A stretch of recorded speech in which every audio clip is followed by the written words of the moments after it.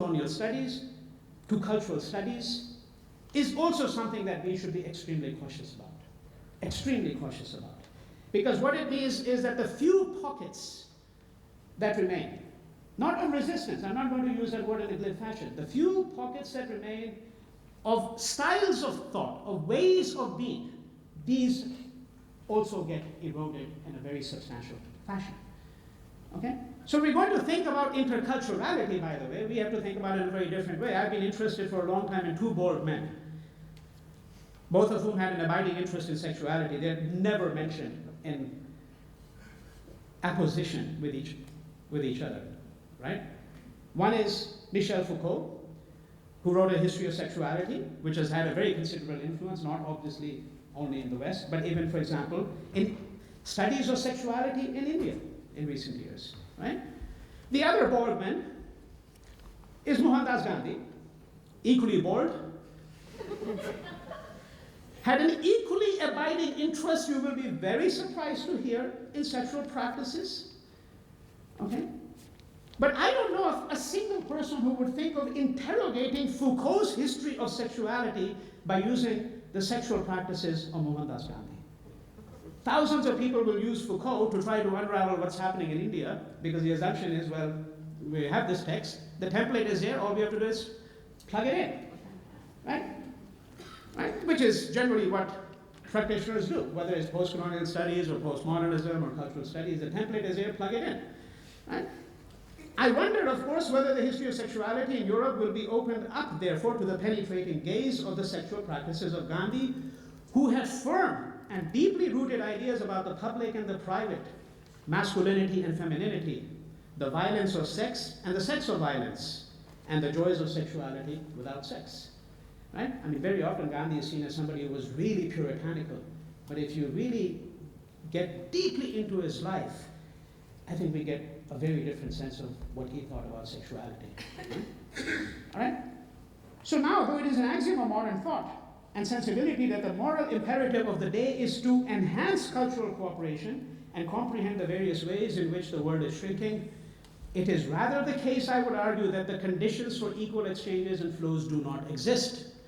In the present state of affairs, keeping in mind the enormous iniquities in the world system, and nowhere better manifested in the fact that modern knowledge systems are generally derived in toto from the West, there can be no more desirable outcome than to reduce certain contacts, for instance, between the global North and the global South, and repudiate certain conversations. So I want to underscore the word certain in both of these formulations. In the totalizing conditions of modern knowledge, we have the intellectual, moral, and political obligation, at least from the standpoint of those living in the global South, to increase incommensurability.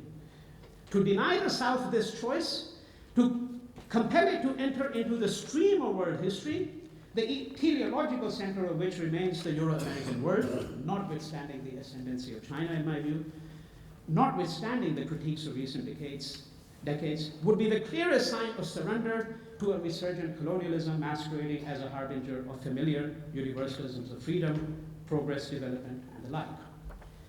Thesis 7. The geography and psychogeography of home are not congruent. Okay? Now, one of the dominant ideas in the work of Said is the idea of exile. If you read Ejaz Ahmed's critique of Said, he looks at this in very substantial detail. It is no accident at all that nearly all of Said's intellectual heroes were people who lived in exile. Conrad, Orbach, Mahmoud Darwish, Adorno, C.L.R. James, Faiz Ahmed Faiz. All of them were exiles. Right? And so I think Said himself, at least as Ahmed points out, developed this, what he calls a fetish for the idea of exile. Although I am sympathetic to some critiques of Said, as I think you would have inferred already from my remarks so far, this particular critique, it seems to me, is less compelling in many ways. Although certainly what can be said is that Said really looked at exiles, he did not look at the mass of people who today constitute the global force of mobility. I'm talking about undocumented workers, refugees, right? The exile, the person who lives in exile is a minuscule minority of those who partake in the global flows of mobility that you find today, right? However, what I think Said did have a sense of is the distinction between geography and the psychogeography of home.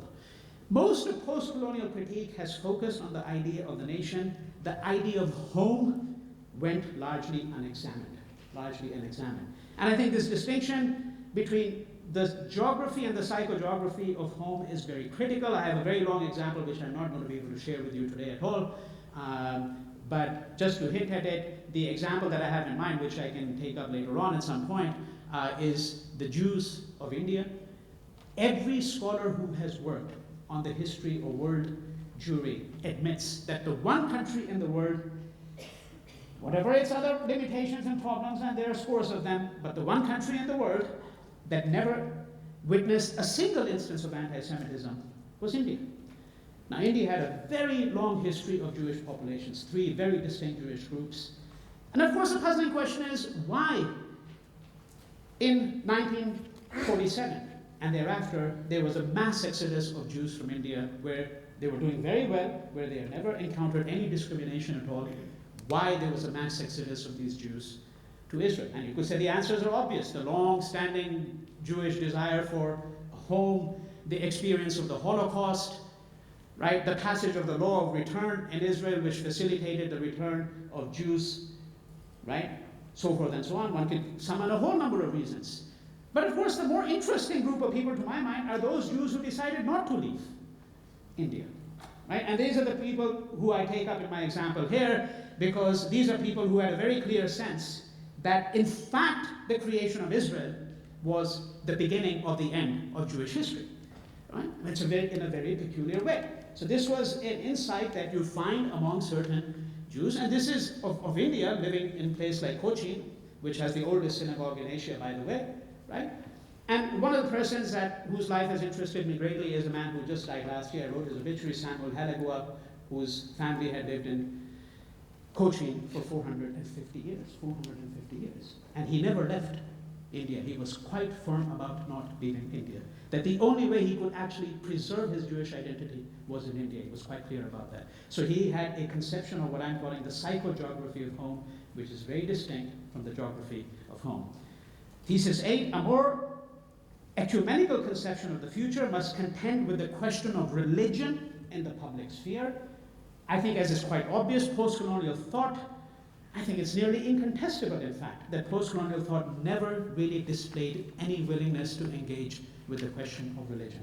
Here again, Said is a paradigmatic example. The only time when he speaks of religion is when he speaks about the representations, or the misrepresentations, if you want to call it, of Muslims in the Western media, among Western scholars. His other interest was the rise of religious extremism, which is to be witnessed not only, obviously, simply among adherents of Islam, but is to be witnessed in the rise of Christian evangelical right and the worldwide empire that they have created, the rise of the Hindu right in India. One could summon numerous instances of that kind. The fear of religion that you find in post-colonial thought had to do with the understanding that religion purports to provide universal values, that it claims dominion over these universal values. And what Edward Said sought to do was to put into place a certain kind of critical humanism, which I would argue, by the way, was a critical humanism that sought to put into place other kinds of universal values. In a very peculiar dialectical way, Said was an extraordinarily religious thinker. He was extraordinarily dogmatic about his conception of critical humanism, okay? And what place it might have in our world today, right? And finally, the last thesis, can we contemplate a dissent that is beyond dissent? Now, at a recent meeting in Penang, at which I was present as well, of like-minded intellectuals and activists from the global south committed to a radical decolonization of knowledge, this meeting commenced with a screening of the late Howard Zinn's documentary, We the People. A few years ago, the World Social Forum in Mumbai opened with a screening before thousands of people of the documentary Manufacturing Consent, focused on the ideas and work of Noam Chomsky, the most well-known American voice, as we know, of dissent at home and abroad. Now, an ethical case might reasonably be made for such gestures, because here I am in Penang and I'm in Mumbai, and I'm thinking, in both of these cases, they're using a documentary having to do with an American dissenter, right? An ethical case might reasonably be made for such gestures. No less a person than Gandhi sought alliances throughout his life with the other West, holding firmly to the principle that freedom is indivisible and that it is not only India that needed to be free of colonial rule, but also England itself that had to be liberated from its own worst tendencies. Gandhi sought out those writers, intellectuals, and activists in the West who had themselves been reduced to the margins. So those who rightly recall this critical aspect of Gandhi's life, however, very conveniently forget that Gandhi, on more than one occasion, also described the West as satanic. That's his word, satanic. If he accepted English, America, and European friends as allies in the struggle for Indian independence, he also never wavered from his firm belief that ultimately Indians had to fight their own battles. Thus, following him, we can suggest that some difficult questions cannot be brushed aside. Is the global South so colonized that it must borrow even its models of dissent from the West? If the theorists of global import, whether it be Barthes, Foucault, Derrida, Adorno, Heidegger, or Lacan, Habermas, Levinas, Judith Butler, and now Agamben, everybody's into Agamben, right? If all of these hail from the West, it seems that all the ultimate dissenters are from the West as well. Right? What begins in people's minds can only end in people's minds. All over the colonized world in the 19th century, Locke, Mill, and Tocqueville were held up as torchbearers of freedom. Almost no one recognized Tocqueville, even today a sacrosanct figure in the United States, absolutely sacrosanct, as the holder of the most virulently racist ideas about Arabs and Muslims. You should read what he writes about the Algerians. Mill's ideas about representative government extended only to people he conceived of as free, mature, and possessed of rational faculties. Therefore, of course, Indians, Africans were all excluded. The habits of simulation in the global South are so deeply ingrained that Americans become the ultimate and only genuine dissenters. The rebellions of the dispossessed, oppressed, and marginalized are generally dismissed as luxuries, possible only in permissive democracies, as the last grants of people opposed to development and progress. However, the problem of dissent is far from being confined to the global South. If anything, it is much more acute in the United States and the global North, where the dissenters have all been very neatly accommodated, whether in women's studies, ethnic studies, gay studies departments at universities, or in officially sanctioned programs of multiculturalism, or in pious-sounding policies affirming the values of diversity and cultural pluralism. Is there any dissent beyond what now passes for dissent? How will we recognize the dissent of those who do not speak in one of the prescribed languages of dissent? The United Nations has officially recognized languages, but the world at large has something much more insidious, namely officially recognized and prescribed modes of dissent. Those who do not dissent in the languages of dissent will never even receive the dignity of recognition, not even as much as a mass memorial to the unknown soldier. Thank you.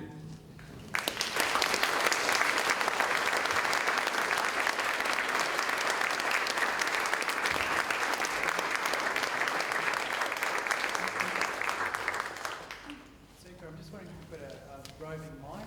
We've got time for a couple of questions before we go to the next presentation. Any questions? If you want to do it right now, just speak up loud. Yes, Bob. Can you speak up really loud? Yeah, sure.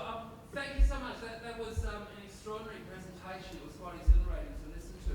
I want to say something about the idea you raised of Gandhi and Foucault meeting, because it intrigued me. And it struck me that part of the reason we haven't envisaged that meeting is that when we think of the Foucault or the history of sexuality, we think of volume 1, and we haven't paid enough attention to volume 2, where there's that focus on techniques of the self, from which one could derive a theory of political leadership as a practice of individualized radicalism. So it's really just a comment. It struck me that if we started reading more of that second volume, we'd be heading much more in the direction you're talking about.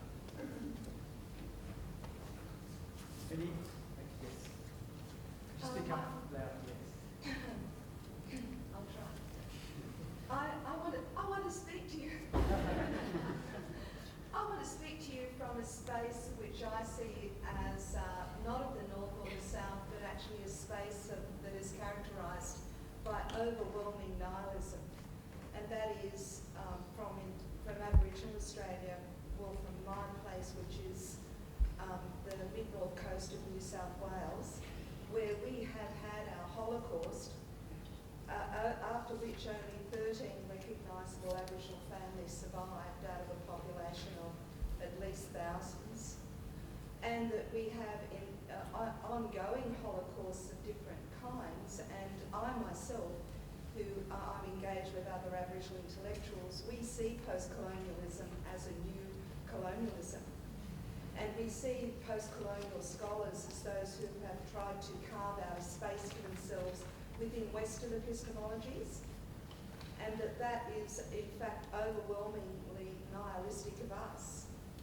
And in fact, our histories and our concept of history is absolutely ignored in this country, whereby what's happened is that settler colonial Australians have been writing our histories for us, and this is called Aboriginal history. And now post-colonial scholars are getting on what we see as a bandwagon, where they are now actually starting to educate us about race, as if race, the concept of race is kind of universal, and that the whole Western knowledge production, if you like, is an ongoing machine in which people try to find their own little space within it, and in fact there's still a lack of a voice, if you like, from Aboriginal Australia within these kinds of dialogues. And I absolutely relate to the fact that, the work of Gandhi, which came out of that philosophical basis of the societies that developed in South Asia, has been absolutely disregarded by post-colonial scholars. And I think the West is really kind of extremely intolerant of different ways of being, and I think sexuality or family formation is a very good place to start in interrogating that, because the West tells us all the time what is normative and how we should behave. And in fact, for example, what people don't understand is that within Aboriginal cultures, there's been a really strong idea that that people are divergent, in fact, in terms of the way they live out their sexual lives. And that, I guess what we are all victims of, in a sense, is how, the West is increasingly bringing soft porn into our lives. For example, soft porn is a part of popular culture. And so, in a sense, it's all pornographic. I'll stop there. Well, I think we are in, substantial if not complete agreement. I will just relate one simple anecdote to underscore the extremity of the problem, the severe nature of the problem that I don't think even recognized at all yet. Several years ago, Ashish Nandi and I actually went to the Simon Wiesenthal Center in Los Angeles. That's the equivalent of the Holocaust Museum. It's not called the Holocaust Museum, but that's the equivalent of that. And so you go through the usual displays, beginning in 1933 and the Reichstag fire, and then the anti-Semitism, and then the laws that were passed, all the way to the concentration camps, the final solution, all of that. The last exhibit is the most chilling by far. The last exhibit mentions that the Nazis, having been committed to the idea of the final solution and trying desperately to implement it, were also radically committed to the idea that they were going to build the greatest museum in the world of Jewish history and culture. Okay, now this, you think about the consequence of this. You cannot contend with the people in flesh. You want to eliminate them, right? Exterminationist ideas. But you want a museum that documents Jewish history, life, and culture. Now this has several implications. One, of course, is the old Enlightenment project of documenting everything that you can document in the world. This encyclopedic idea that you find in Diderot, Voltaire, and many others. Right? But it's not simply that. It's the idea that you want a fossil record of humanity. So the Jews are a part of the fossil record, just like dinosaurs. So you want to know everything about them. You want to build museums for them. Right? But you cannot deal with the people in the flesh. You cannot have cultural exchanges. You cannot come to accommodation of worldviews. That's impossible. But we want a museum. And I have to tell you, by the way, that I mean, the museum that came up in Washington, D.C. very recently, which was lauded by everybody as a monument of American generosity, the fact that America is now atoning for what it did to the Native Americans. It's a huge museum in Washington, D.C., okay? The Museum of the Native American. In my mind, this is an absolute disaster because the onslaught of the Native American continues down to the present day. They have become entirely invisible, okay? And the only way of having their visibility now is this museum. Build up a huge museum. So I think we should be extremely wary of these kinds of enterprises because in all of these cases, I think we have to think very deeply about what kind of politics of knowledge and what kind of ethics, politics of ethics is implicated. Yeah. Would you join me in thanking